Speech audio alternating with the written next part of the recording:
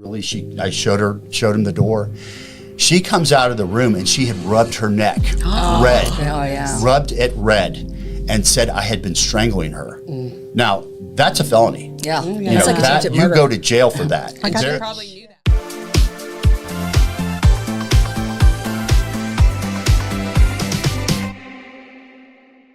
Let's just dive right in. Can you tell us how you guys met, maybe a little bit about your history, your background, and how you came to this work? Yes, we're both from the financial industry. In fact, I've spent 40 years in it, John the same. And I was offered an early retirement at the end of 2021. And I convinced John to quit his job too. He's like, oh my God, what are we doing, babe? Yeah. And so we went to Mexico. We stayed there a couple months, soul searching. We didn't know we couldn't really retire, but we didn't know what we wanted to do. And because we're both survivors of horrific abuse, we decided to give back to the community and tell people that they're not alone, that they can get through this and recover. And we basically started writing down the steps that we took individually. We didn't even know each other or knew that we both suffered through this until, we were married. And so when we started thinking about the steps we took to actually get through it and not just survive, but thrive, we're like, let's share this with people, because when you're in it, you don't know how to get out of it. You're in such a dark, dark place. And it's very difficult for victims to move past it and trust again and, start living their lives. So that's the reason we came up with Victim to Warrior. Well, let's dive into that Okay, tell us your story. Well, my story, I met my abuser in church, actually. I was in a recovery group, and I guess he was searching for his next victim. A divorce recovery group, and he was still married. Yeah. Wow. So he was searching for his next target. Mm-hmm. So wait, he was there married, just pretending or claiming to be, okay. Oh, yeah. Wow. Yes. And he started mirroring what Melissa was looking for. That's what narcissists can do. Well, and I was telling my story. We broke up in small groups, and he wasn't in our group at the beginning. And so we were only 12 people of a group of 300. We met every Wednesday, had dinner, and then broke into our small groups to tell our stories.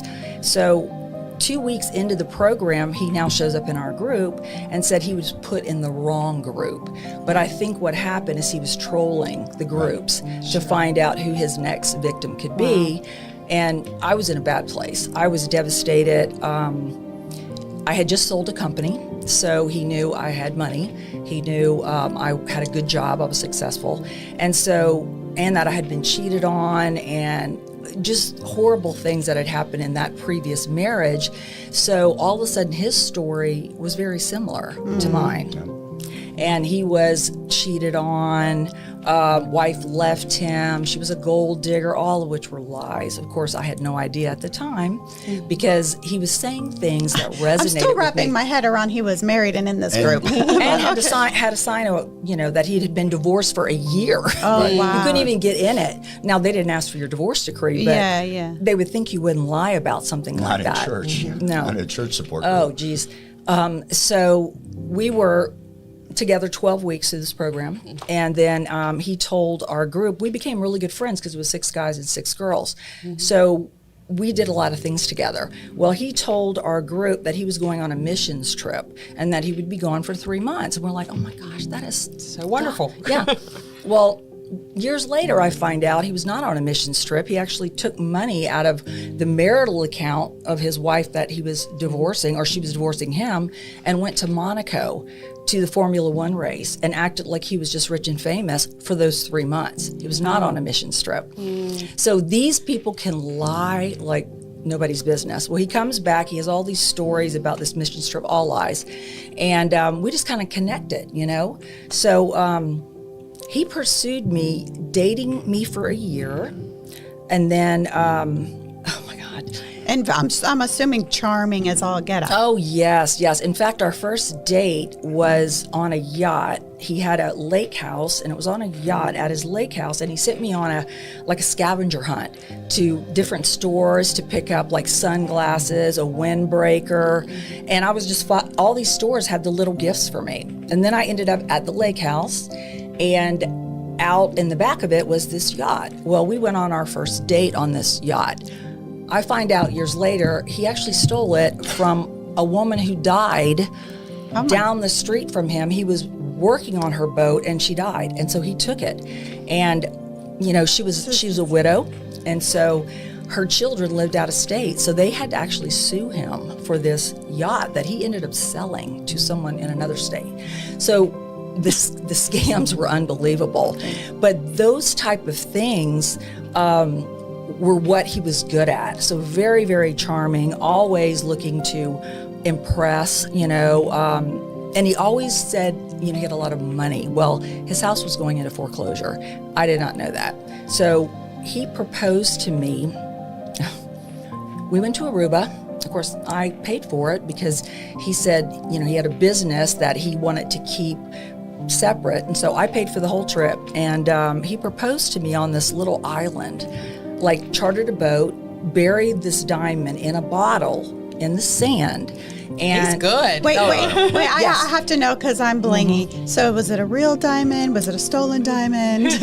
Do we know the diamond story? Not that it matters. We do know the diamond story. The diamond story is bad. The diamond story is really well, we don't have bad. to get into it. I'm just bad. I'm thinking of everything he's doing. Is this guy like? No, the diamond was totally fake. But he faked the appraisal. He put it on our insurance. I mean, it was the He went to a lot of extremes. So what did he do to you emotionally?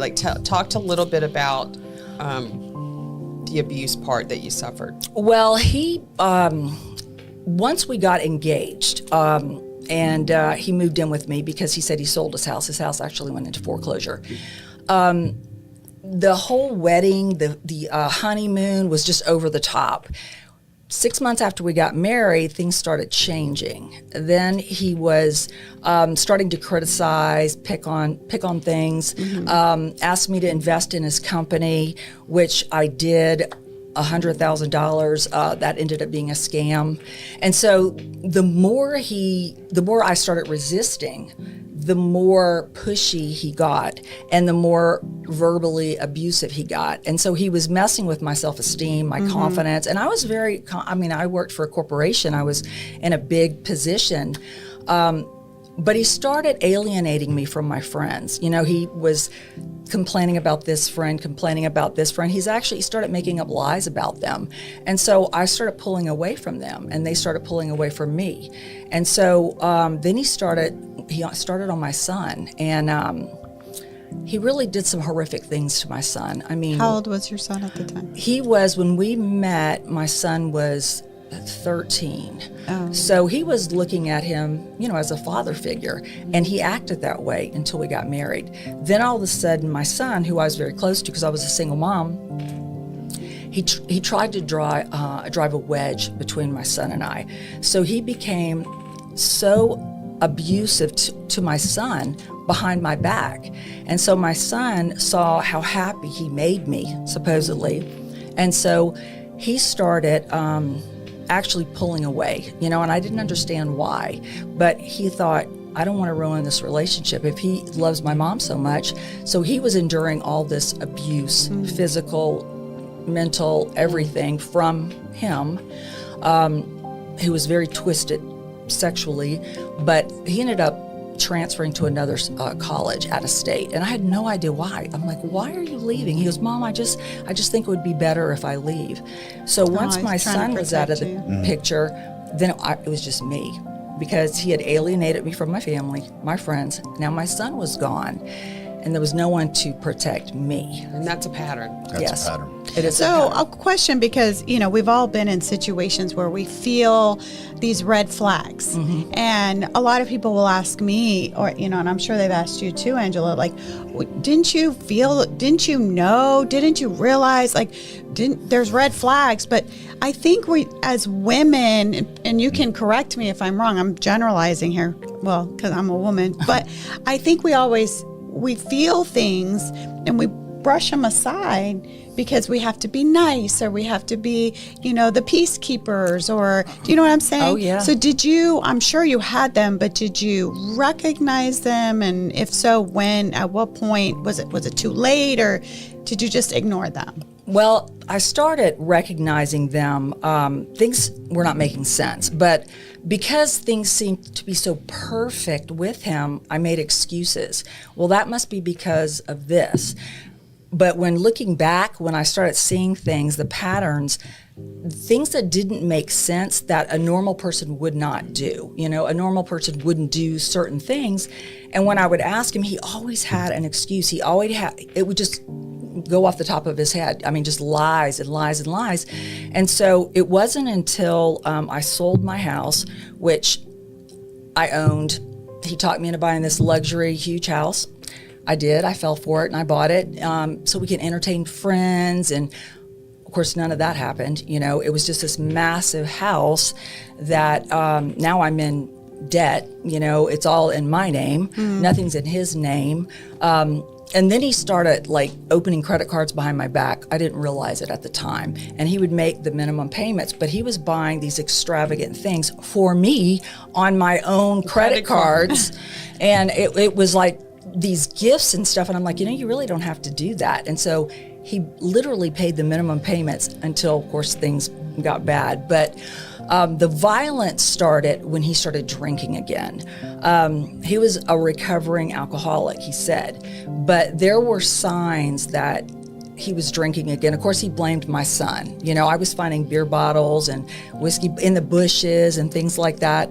And he told me it was my son. Well, my son was, 18, 19 years old. So I'm thinking, well, maybe it is him doing that.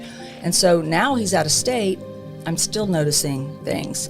And so I remember coming home one day from work. He's not working. He always lied about his companies. He was always an entrepreneur for this business or that business. They all would fail. And I came home and we had a big screen, like a movie theater. And I walked in and he was watching like cross-dressing porn with children in it. And he didn't realize that I was there. And so I'm just like, what are you doing? What are you watching? And so, he's making excuses for it. So when I said, I go, you know what, I can't deal with this. And that's when he first grabbed me and literally held me down and said, you're not going anywhere. This is your life now. You married me and this is it. And I said, I can get a divorce. And he said, well, then move out. And I said, this is my house. He said, too bad. I don't want a divorce. You get out. And he said, and you're going to keep me in this lifestyle that I've become accustomed to. And you're going to pay me alimony if you want to leave. Otherwise, this is your life. And that's when the war began. That is when it began because I wanted out. I wanted out. And his cover was blown and well, that's you're the thing fed about the up red flags, though, that they always say narcissists are the master manipulators. They are. You don't really see the red flags until it's too late. Until you're so deep. That's what I was Until you're wondering. actually married or have children or are in a partnership, a business partnership or whatever. You don't know what you're getting into until it's too late. And when you do see the red flags before it's too late, there's always an excuse. Right. There's always a reason why they're acting that way. And some, I'm sure, major gaslighting too. Right. Oh, Exactly. yes. And so and smearing your name behind your back. So friends and family who you thought you could depend on aren't returning your phone calls, that's and a you don't huge have part any of it idea why. of the abuse is the isolation. You don't know who your They friends are and the family only one are. There's there. no one to support you, so you don't have anyone to reach out to. And that's a huge part of our recovery program is support and being a part of a support group because it's a must when you're trying to recover from this because you have been so isolated. Now, I'm assuming you vet them. Oh, Maybe you should ask for their divorce papers. Yeah. Oh my goodness. Yes. We've kind of dug into your story, but I want to hear your story because it sounds like God's kind of brought y'all together on this mission. And really- you don't think about women being Right. narcissistic and abusive. absolutely. So, John, can you open up and share a little bit? Absolutely. The thing is about female narcissists, we have not really known that they've even existed until recently. I always say we always have to thank Johnny Depp for really bringing female narcissists to the forefront because when this happened to me in the early 2000s, we had no idea what this was, what was going on. And so it was just, I was finding these things out just as they went and didn't have anyone to talk to or share it with because no one really knew what was going on with my life. And it was not as destructive as Melissa, as far as the physical abuse that she went through. I didn't endure that, but the financial and emotional abuse that I went through was life-changing for sure. What were some of the, like, give us an example, because we know, we're very familiar with the male narcissist, but what were kind of the things that you would find out or that were happening? Well, the financial abuse was probably the worst. You know, like male narcissists, female narcissists are looking for targets too. You know, they look for victims. And a lot of it has to do with financial. You know, they're looking for a financial target to try to take advantage of in situations, or someone that's connected or has businesses or friends in areas that person wants to be involved with. So they're looking for targets too. So I didn't realize that I was a target. I thought, you know, I'm just a catch for her, I thought at the time, not knowing that she was actually looking at me as a target as we went through. And you know, the funny thing is, I did see the red flags. We dated for a long time, years, because I just didn't feel comfortable going to that next step. Although she kept pushing for that next step because she ultimatums. Knew. Absolutely, absolutely. And because she knew once she had that, it was all. Now, was that your first marriage? It was not. Okay. It was that's funny. Melissa and I both been married 3 times, third time's the charge, right? The first time was very, very young, different part of my life when I was pursuing different careers. But the second time happened, and I actually met my female narcissist at church also. And yeah, funny because you have to be careful. You just never know where you're going to find or be found. So I've met mine in church. We dated for a long, long time, and I did get a lot of ultimatums, and there were red flags. I ignored them because of the other things that she brought to me. That were things that she knew I needed in my life to feel more full. And so we finally did get married, and I knew within a couple of weeks, we've made a mistake. We should not have done this. This is not because then the mask fell off. Her mask fell off, and she did the things that she wanted to do all along, but didn't, because it would have driven me away. Yeah, she was just waiting. Hook, line, and sinker. Just waiting, hook, line, and sinker. Absolutely. And so when I said, we weren't married very long, 6 months, literally. But I said, we've made a mistake. I think we just needed to get a divorce. And that's when the war started. That's when the attacks started, the smear campaigns against me, telling all my friends and family that I was physically abusing her, which was a lie. But how does a man defend himself to that? He doesn't even know it's going on. And then the financial abuse started where, you know, trying to extort money from me. I will divorce you, but you have to pay me this much money to go. And tell them about the almost getting you arrested. Oh gosh, we came home from a restaurant one time, and she had been drinking a lot and was just being really obnoxious and very kind of almost violent to a way. So I just locked myself in the master bedroom. I just didn't want any part of it. All of a sudden, her foot comes through the door, kicking this hard panel door, not a hollow door, but a nice mahogany door, came through the door. And so I pick up the phone. This is the time of landlines, and picked up the phone, and I'm just like, I'm going to let the police deal with this. And I called 911, and I said, no, that's ridiculous, and I hung up. Well, if you've ever dialed 911, they're coming anyway. Yep. So they called right back, and I said, listen, there's no reason to. And they said, well, we're having to send someone out anyway. And I'm like, I live in a really nice neighborhood. I don't want the police showing up at my house at 10 o'clock at night. This is, my neighbors and everything, But I called my brother, who lived right down the street, and I said, you got to come over. The police are on the way. I need your help here. He knew what I was dealing with. Fortunately, he was there, because when the police showed up, I was very calm, very cool about everything. And I said, I showed him the door. She comes out of the room, and she had rubbed her neck red. Oh, yeah. Rubbed it red, and said I had been strangling her. Now, that's a felony. Yeah. You go to jail for that. She probably knew that. Yeah, she probably. did. Yeah, absolutely. So, thank God my brother was there, because he went ballistic, knowing that I would never touch a woman ever, and so he went nuts about it. And they got into this big argument. Of course, I stayed calm the whole time, and I just explained the situation to the law enforcement officer. Fortunately, he said, "Okay, I just need to separate you two, and that's going to be it. You have to go somewhere, John." I'm like, well, this is my house. I own the house just like Melissa owned her house. But I went somewhere else. Unfortunately, my parents lived in the neighborhood also, and they were out of the country, so I just went and stayed at their house over that night. So you would think that would have been the end of the story for me, but it wasn't. She came to my parents' house the next day crying, begging for my forgiveness and all that, and I forgave her. You know, I'm thinking she blamed it on the medication she was on, mixing it with alcohol. It was never going to happen again, and I forgave her.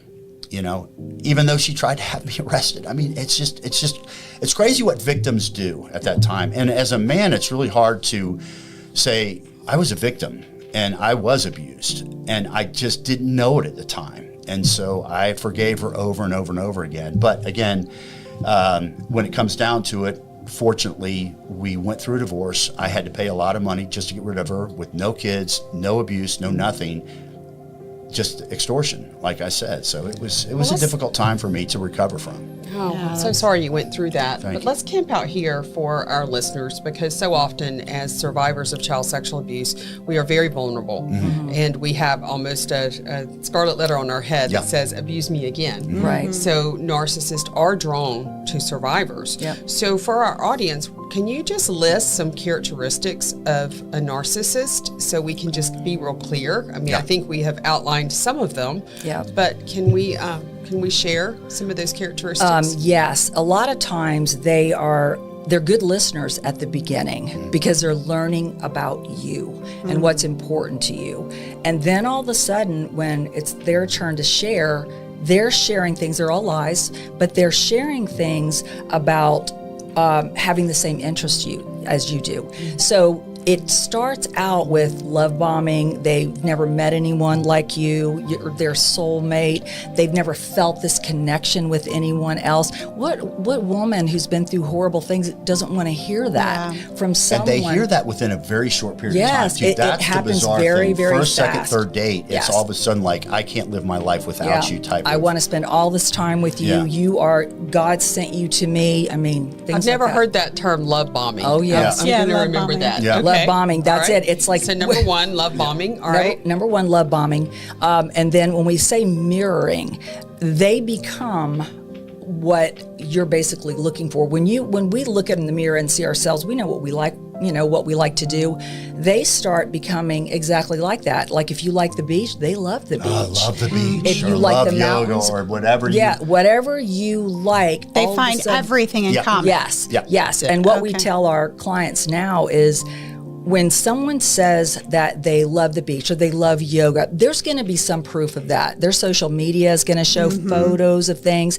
But when you are smothered with this type of attention, you don't think about checking them out because you're so, wowed by what they're saying to you. But that's a way for victims to know if it's true or not. Go to really their social do some media. due diligence. Yeah, Yes. actually, Yeah. for your Do- audience, what we really love to do on our social media channels is we do reenactments. I love that. Yeah, Skits of what actually skits happened of to what us. looks like, what love bombing actually looks like, what mirroring actually. We need future to. Can we fake- do a skit today? Can Yeah. we do a Like little that. something today? We should. We should. do Well, I it. wish you would Why have told not? us you wanted to do that, but we would love to do John's something always like the bad guy. He's always the Unfortunately, I'm usually narcissist for the most part. But Yeah. for your audience that is concerned that maybe they're Something's involved and something is going on, they can go to our channels and watch our reenactments and see, oh my gosh, that's going on in my life. We also have a questionnaire that they can take. It's just a free download. Am I with a narcissist? Yeah, it's a narcissist Okay. or narcissistic traits questionnaire. Wonderful. And you just Yeah. take the test and you go through it and you add it up at the end and you're like, oh my gosh, I'm with a narcissist. Because I narcissists didn't don't know. change. Yeah. They are basically like a sociopath. So love bombing, Yeah. mirroring, what's Yeah. something else? Gaslighting, which is basically making you think you're losing your sanity. Yeah. You'll bring something up, like I would have recordings and videos, and somehow he would flip it around. Well, that's because you did this before that. And I'm like, no, that's not what happened. This is what happened. He would even deny what was right in front. And then I started thinking, well, maybe I did egg that on. Maybe I did cause him to react that way. So it makes you doubt your own sanity. Blame. Yeah. Oh, like yes. it's your fault. Yeah. Right. They right. will definitely reverse it. And they're so convincing that you sit there and you doubt yourself, and they'll bring up things from the past that might have caused this behavior that they're doing now, and then all of a sudden you're like, then you're on the defensive. You're like, but that happened 2 years ago. Why are you bringing it up now? And then he's like, oh, well, you know what? We just pick on me, but when I bring stuff up about you, you don't want to talk about it. I'm like, 3 years ago. So deflection. Mirroring, Gaslighting. What's something else we can look for? Well, hoovering. Hoovering. Is a big thing too. Oh, wait, what's hoovering? hoovering? Oh, gosh. hoovering. It's really Wait, not hovering. It's Hoovering. hoovering. It's Hoovering. like Like a a vacuum vacuum. cleaner. Okay. Yeah. Teach us That's about a that. good one. This is when you have enough nerve to leave. And we've all been Right. through this. Victims go back on average 7 times to their abuser. Right. It's really, really sad. And it's because of the love bombing and the hoovering. Because when you've had enough, you are so far gone that you can barely even get out. You don't even know what you're thinking, but you're out. Well, that is the worst time for you as a victim because you're very vulnerable, you're scared, you lost all your friends and family, you're isolated, you have no one to turn to.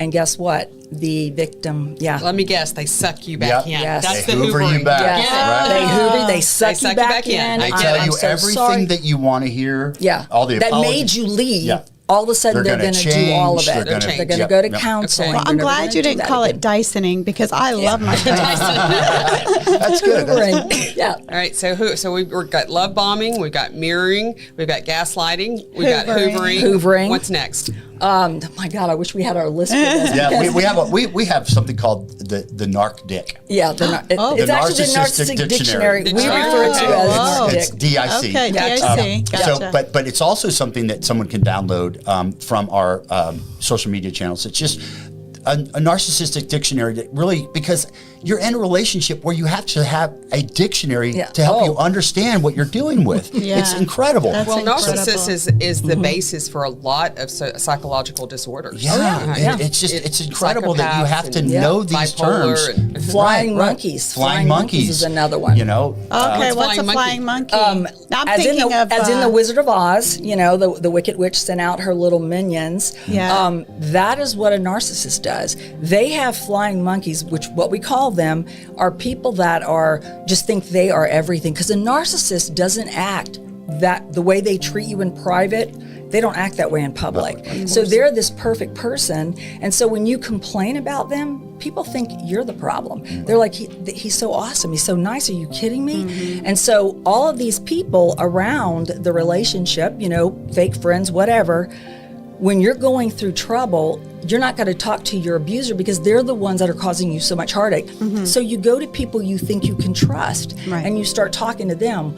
If they're a flying monkey, they're going to go right back to your abuser and tell them, well, I just saw your wife and she said this at lunch, you know, what's going on? Well, mine started a rumor about me that was so disgusting and horrific. He told everyone in our church group that I was having an incestual relationship with my teenage son.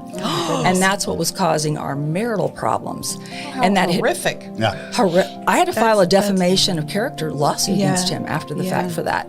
But I had no idea that is what he said to but people. think about how that alienated her from all her because they support knew group. I was a Especially single in mom and it's I was close to my unbelievable. son. I'm surprised someone didn't call DFAX or have a well didn't get check more or serious. I had Thank one goodness. person, a guy, actually call me and say, you know, your ex is saying these things. I just thought I'd let you know. I was devastated. I could not believe that he would actually sink to those levels. Tell us a little bit about what if our listeners go to your website or go to follow you on social media. Tell us what that handle is, by the way. Love to. They can go on to TikTok, Facebook, Instagram, any of those places, and just enter in YouTube and enter "Victim to Warrior." Yep, Victim to Warrior. Yeah, and they'll find our channels, and it's just Melissa and John Reimer, and they can see our reenactments, and we've had thousands and thousands of comments. that people tell us, oh my gosh, I didn't realize until I saw it. Right. Sometimes you Or have to I see it. thought I was the only one that was doing with. Now I know, and I feel so much better because now I see it. And now I understand And here's it. the So- thing too. I just so want to we'd love for- preface. And I'll put the link under there, Please. and I hope we can get a little reenactment. Well, I'm stay thinking till about the it right end. now. Stay till the end of the video, Yeah. and hopefully we'll get a little snippet. You don't have to go too long. But I know. but my thing is, it's just so prevalent that in child sexual abuse and sex trafficking, that these people are like narcissists. I mean, everything you're telling us, I'm thinking of my own story, and I'm like, yeah, he was like that. He was like that. So, I just see him as a predator. I see him as a child abuse pedophile. But now I have to add narcissist in there. Right. And the reality is, if I really look back, I'm like, yeah, everyone loved him. He said he did these things to me, and yet they're still inviting him for dinner. Yeah. And I'm sitting there, a 14-year-old girl, looking back at it going, confused. Yeah. Why are they doting on him? I'm sitting here suffering, embarrassed, full of shame and guilt and, Oh, my and gosh. blame. And they're toasting. Yeah, my stepfather would just beat me brutally, and then just be so sweet and so nice. Yeah. And It's the most unbelievable. I caused it. I caused the beating. Of You course, know, of course. I did Yeah. something. And that you set him try off. and try to be better. It's like a minefield. Yes. You walk through a minefield. well, is you're a- walking on eggshells. Yeah. All the time. in entire, your own home, or you don't know just- when that bomb's going to go Yeah. off. So tell us a little bit about your coaching and what they can expect if they come to your some of your classes. Well, what we try to do is we let victims know, one, it's not your fault. You did not cause this. And there is a way out. It takes work. It takes time to heal your brain, because trauma bonding, which is part of why people don't leave abusers, is because the only thing their brain knows is the abuse. It doesn't know how to escape that. So part of our coaching helps people create different paths off what we call the hamster wheel of abuse, to find dopamine elsewhere, and not from that little glimpse of happiness your abuser might give you. You're just praying for it, and then the whole cycle starts all over again. So that 10-step recovery program that we have, we just take the victims through leaving all the way to basically getting their freedom back, getting their life back, getting control of things back, which they relinquished to the abuser little by little until they had nothing. And that's what an abuser wants, because you can't leave if you don't have money and you don't have control of anything. Yeah. Well, we're so grateful for your work, and we'll have to have you guys back. There's a lot to unpack here. Wait, we have to have a skit. Can we do a skit? Let's do a skit. All right. Okay. Let's do, what about the sickness? Or you want to do the marriage counseling? Because both of those are really... Okay. I was thinking about doing, okay, whatever you want to do. We had one where Melissa was sick and called. Okay, don't tell them. Okay, we have just No, a we're few gonna- minutes yeah, left. yeah, so yeah. Okay, cool. Go ahead. Okay. You're on. All right. So I've texted him. I am 104 fever. I'm freezing on the couch. Can't drive myself. And so he's playing golf. So I'm on the couch. Oh I'm my freezing. God, what is wrong with you? I'm on the golf course. I have the most amazing game of golf, but you just text me all day long. What in the world is going on? I have a fever of 104. I almost passed out. There is no way I could drive myself. I need you to take me to the hospital or urgent care or something. My God. You couldn't call Uber? Uber, really? Yeah. No, I can't call Uber. I thought maybe you would take 5 minutes out of your time and take me I to the was on the hospital. golf course having an amazing round of golf. I do not have time to take you to the hospital. You know those white vans with the red lights on top? Those are called ambulances, and that's what those are for.